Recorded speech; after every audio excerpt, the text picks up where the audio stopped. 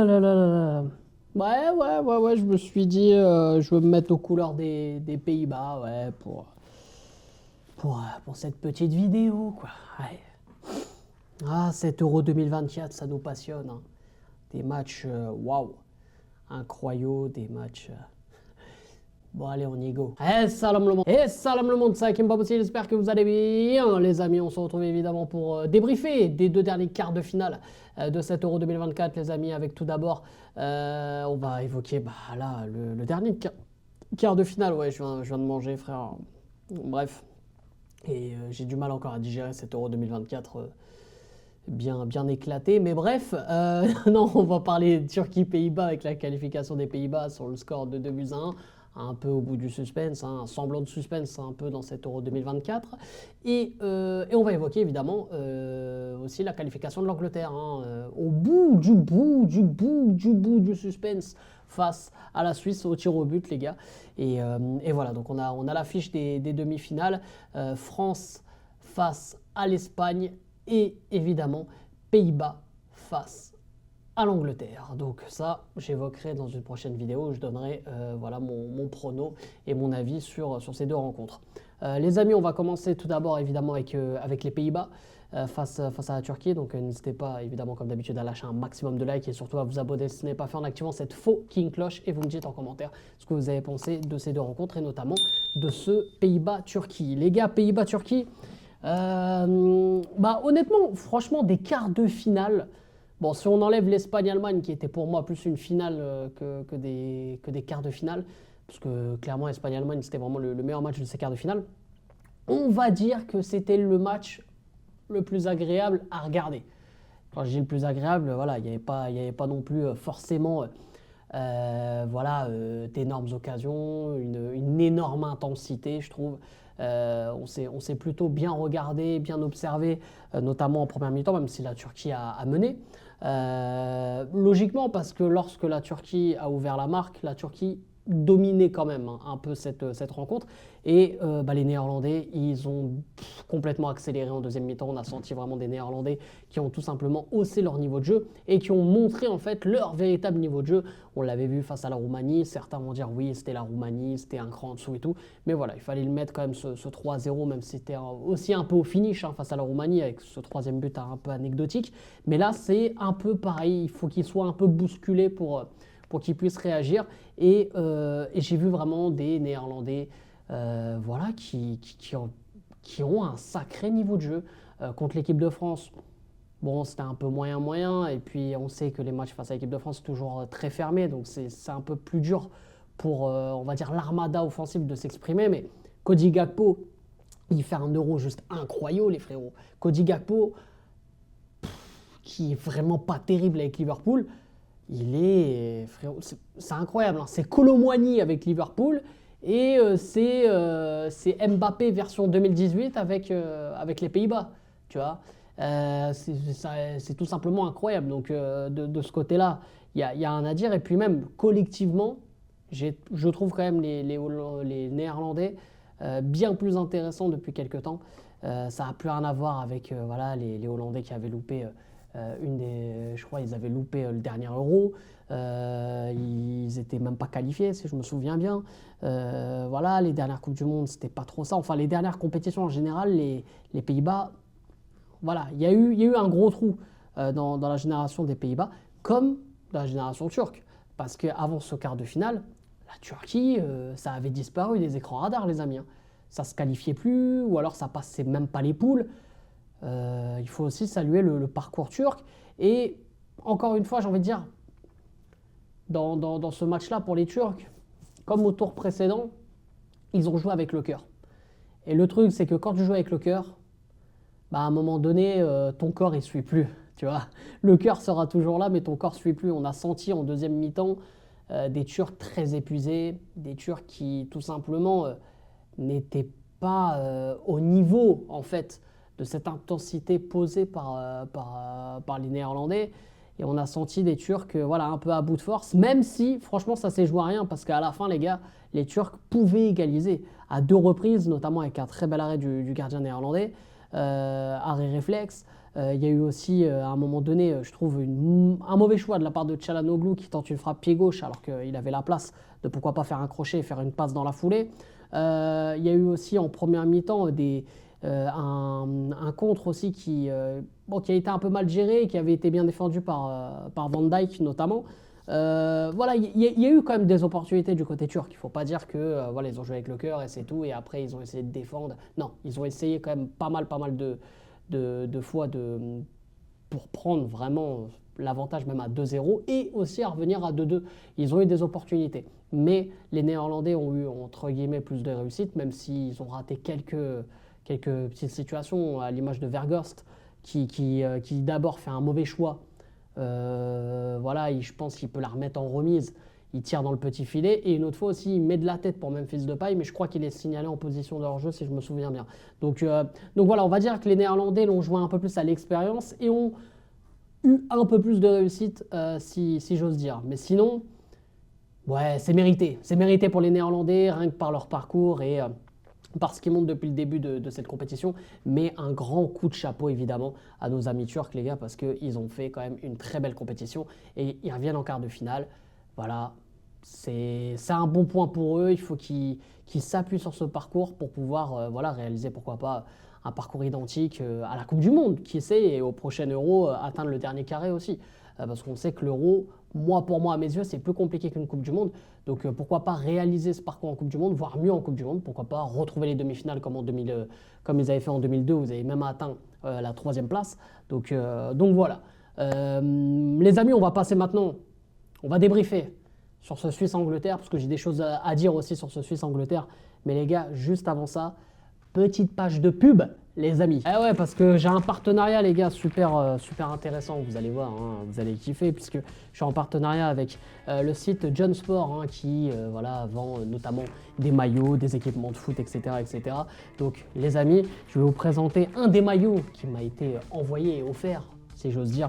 Voilà, récemment c'était le maillot de l'équipe de France. Là c'est le maillot de l'Allemagne. Voilà, je fais un petit big up à Tony Kroos. Voilà, hein, évidemment l'Allemagne est éliminée. Bon, je suis un peu triste. Voilà, hein, et là en plus les gars, j'ai le maillot qui pour moi à mes yeux est le plus beau maillot de cette compétition, les gars. Donc voilà, je vous le présente, les gars. Voilà, authentique évidemment. Voilà, comme ça en même temps, je vous montre la qualité des maillots, les gars. Franchement, il est incroyable. Non, le maillot de la haie, il a un flow de ouf, les gars. Il a un flow de ouf ou pas? Non, incroyable. Incroyable. Donc voilà, les gars. Si vous voulez, évidemment, vous aussi, vous chopez le maillot de l'Allemagne ou autre. Hein, d'ailleurs, il y a plein de maillots. Hein, il y a des maillots de club, il y a des maillots aussi de la saison 2024-2025 qui sont déjà sortis, comme le maillot d'Arsenal ou encore le maillot du PSG ou même de Manchester City, les gars. Tout est disponible. Vous avez aussi des maillots, bah voilà, les maillots de la sélection nationale, différentes sélections nationales, notamment pour l'Euro 2024 et même de la Copa América. Et aussi, les gars, des maillots rétro, des maillots vintage. Vous avez des maillots, je sais pas, du PSG de 2000-2001. Vous avez des maillots du Brésil des années 80, le maillot de l'équipe de France 98. Bref, vous avez tous ces maillots qui sont dispo sur ce site. Et comme vous pouvez le voir, les gars, aussi, pourquoi je vous montre les maillots? Parce que comme ça, vous voyez que c'est de la très bonne qualité. Voilà, parce que vous allez dire, ouais, c'est des maillots pas chers. Voilà, vous allez voir sur le site, vous allez dire, ouais, c'est quoi ces maillots tombés du camion? Non, regardez, les frérots. C'est des maillots de très bonne qualité, les coutures sont parfaites. Je le découvre en même temps que vous, les gars. Et franchement, regardez, vous avez même, regardez, vous voyez ce truc-là? Vous avez juste à l'enlever et regardez. Le truc, il est collé, il vient d'être collé, le bail. Incroyable, donc tout est parfait.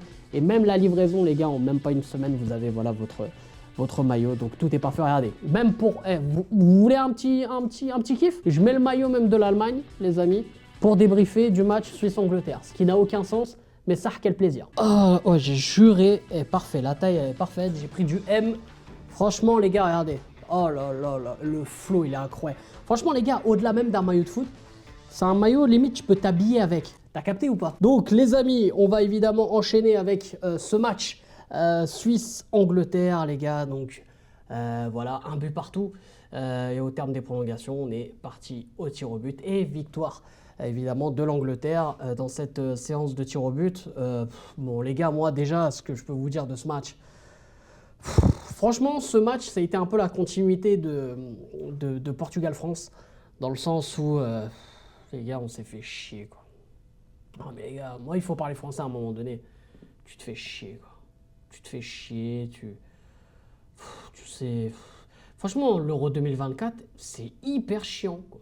Ah, franchement, il y a eu très peu de matchs qui m'ont fait vibrer. Alors, j'avoue que j'ai pas regardé tous les matchs parce qu'il y a eu une période où j'étais au Maroc, ok. Mais les gars, je vous jure, hein, waouh. Ah, les gars, moi, je me suis fait chier toute la première mi-temps, même les commentateurs. Pour ceux qui ont regardé sur Bein Sport, les gars, ouais, les commentateurs, là, avec Da Fonseca et l'autre, là, son acolyte, là, mais il se faisait tellement chier, quoi. Oh, ah, c'était un match, mais il était chiant, le match, mais chiant. Ah, il était grave chiant, le match. Ah ouais, non, les gars, je vous dis, il était chiant. Ne me parlez pas de... Il était chiant, le match. Il était à chier, même. Il était à chier. Et on arrive quand même à avoir un but suisse. Donc, en deuxième mi-temps, grâce à Mbolo, du coup, qui marque. Et moi, je me suis dit, on allait se diriger vers un 0-0 à la base. Un 0-0, faire vraiment le même match que Portugal-France. Et voilà, et pourtant, ce qui me désole un peu, c'est que cette équipe suisse, elle est joueuse. Cette équipe suisse, elle a montré de très belles choses voilà, dans cet Euro. J'ai regardé quelques-uns de leurs matchs, et même les matchs que j'ai pas regardés dans l'intégralité, j'ai regardé des résumés. Ils ont inscrit les plus beaux buts de la compétition, limite, hein. Et tu te dis, ok, bah là, il n'y a rien eu en fait. Il n'y a rien eu. Alors l'Angleterre, moi ça me fait penser un peu à l'équipe de France, hein. L'Angleterre, hein. C'est vrai que ça propose pas grand-chose. Ça a des top players, mais ça ne propose pas grand-chose. L'Angleterre, c'est vraiment le frère jumeau de l'équipe de France, les gars.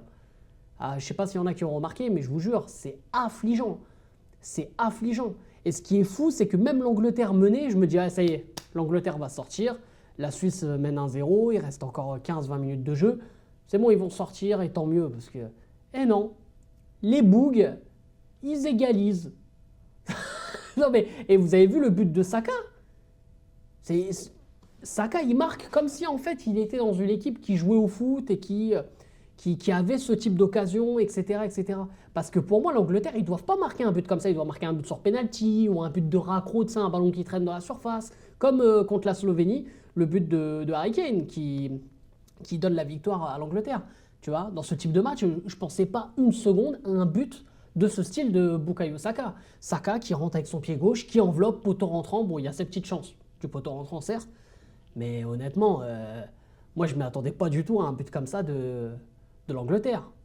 Bukayo Saka, Gunners, ça me fait plaisir. Mais voilà, j'avoue que j'aurais préféré, en tout cas au mérite, j'aurais préféré la Suisse. Parce qu'ils ont montré depuis le début de la compétition. Et à un moment donné aussi, ils méritent on va dire, de démonter, de casser, de briser leur plafond de verre. Puisqu'ils n'ont jamais atteint le dernier carré d'une compétition. Et franchement, ça aurait été cool pour eux, à l'image aussi de l'Euro 2020-2021, là, où ils éliminent l'équipe de France et ils perdent au tir au but face à l'Espagne. Ils méritent, pour moi, tu vois, pour l'histoire, historiquement, bah, j'aurais préféré voir la Suisse quand même passer. La Suisse qui a montré de belles choses, à l'image évidemment de leur capitaine, Xhaka, qui a été vraiment un très très bon capitaine de route, si j'ose dire. Mbolo qui a fait un très bon match, il faut le rappeler aussi, Mbolo blessé, qui a joué que 5 matchs cette saison, hein. Ligament croisé, tout. Le mec, il était au top dans cette compétition, hein. Donc non, franchement, c'est... Voilà, c'est dommage. C'est dommage. J'aurais bien aimé même voir la Suisse voilà, face aux Pays-Bas. Je pense que ça aurait été une belle demi-finale. Une demi-finale très ouverte. Et dommage. Après, moi en plus, j'aurais kiffé voir pourquoi pas un France-Suisse en finale. Ok, c'est pas rêveur sur le papier, mais comme une petite revanche du dernier Euro. Et puis, ça peut changer aussi, de voir aussi d'autres équipes. Voilà, moi je suis désolé, l'Angleterre, ça fait pas rêver non plus. L'Angleterre, en termes de jeu, c'est dramatique. Les gars, je peux vous dire, hein, on pourrait assister au Dramatico, au Hessico, au Calamatico, je sais pas, j'ai pas d'autres termes, mais vraiment à la merde d'Ico, si on a France-Angleterre en finale. Si on a France-Angleterre en finale, les gars, mais autant regarder la CAN de Sarcelles. Non, mais autant regarder la CAN de Cergy Pontoise, autant regarder la CAN de Creil. Les gars, on va se faire chier, hein. Autant aller au tir au but direct, hein. L'arbitre, il arrive, allez hop, pierre, feuille, ciseaux, qui commence la séance de tir. Et on y va, hein. Ah non, mais moi, les gars, moi je le sens, hein. Moi, je vous le dis, je le sens, ce France-Angleterre, hein. Moi, je le sens. Peut-être je me suis spoilé pour la prochaine vidéo, je vais donner un peu mon pronostic pour les demi-finales, et du coup direction la finale. Mais, ah ouais, non les gars, moi je le vois gros comme une maison le bail, hein. Ah ouais, non, je le vois gros comme une maison. Donc, ouais, ouais, on verra, mais en tout cas, très déçu quand même que la Suisse ne passe pas. Et surtout que la Suisse, en plus, avait eu une très grosse occasion au bout du temps des prolongations. Et c'est dommage. C'est dommage parce qu'avec ce but-là, évidemment, ça aurait été la qualification assurée. À moins encore d'un énième coup de chance à la Southgate, hein, à la 121e ou à la 122e ou je ne sais combien. Mais bref, en tout cas, voilà les gars, on va avoir du coup un Pays-Bas Angleterre d'un côté et de l'autre. On aura un très très beau France-Espagne les gars en demi-finale. Donc France-Espagne mardi et mercredi du coup Pays-Bas-Angleterre. Donc évidemment il y aura je pense un live sur les deux matchs, un live commentaire et évidemment vidéo débrief comme d'habitude. Bref les amis, n'hésitez pas comme d'habitude. Voilà, à me suivre et surtout à activer toutes les notifications et allez checker là le site John Sport avec le code HPP10, 10% de réduction, hein, n'hésitez pas. Voilà, hein, essayez de vous régaler évidemment, tout est dans la description, en commentaire, bref, c'est à vous de jouer, c'est à qui pas possible. Je vous aime, je vous laisse et évidemment les gars, allez les bleus.